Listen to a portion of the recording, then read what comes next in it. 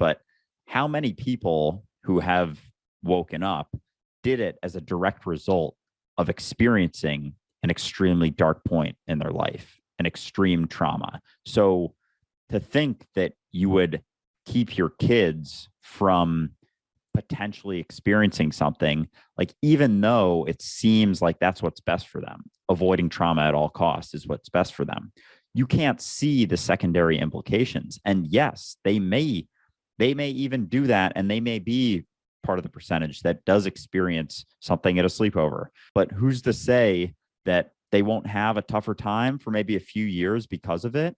But then they wake up, then they recognize that, oh, a lot of this is being held on by me and by my narrative, and I'm holding on to this narrative. So who's to say that that experience that they had there isn't long term way better for them than not having gone through that difficult experience?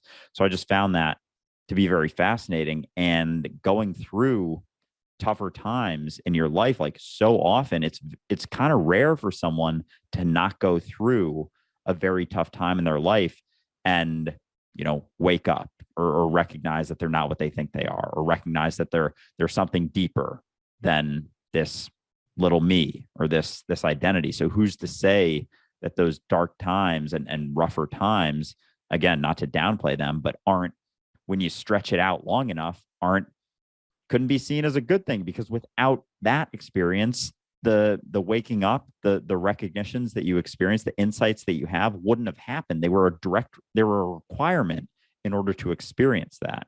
So when it comes, this is something I wanted to bring up today because I found that video fascinating, just as it relates to going through tougher experiences. So I'm glad we're just talking about that. But I think there's just so much to learn, and to try and avoid those situations at all costs is interesting, because it's like you don't know where it's going to lead or what you're going to learn from it, and it could long term be incredibly beneficial.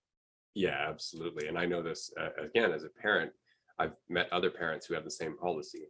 Our kids don't have sleepovers, and it's a kind of a shame when you're a family that that kid would be safe with, and that they're a daughter or a friend of your daughter, and so you're like, well, it's kind of a shame. Like, they'd have a good time. We live just down the block, that kind of thing.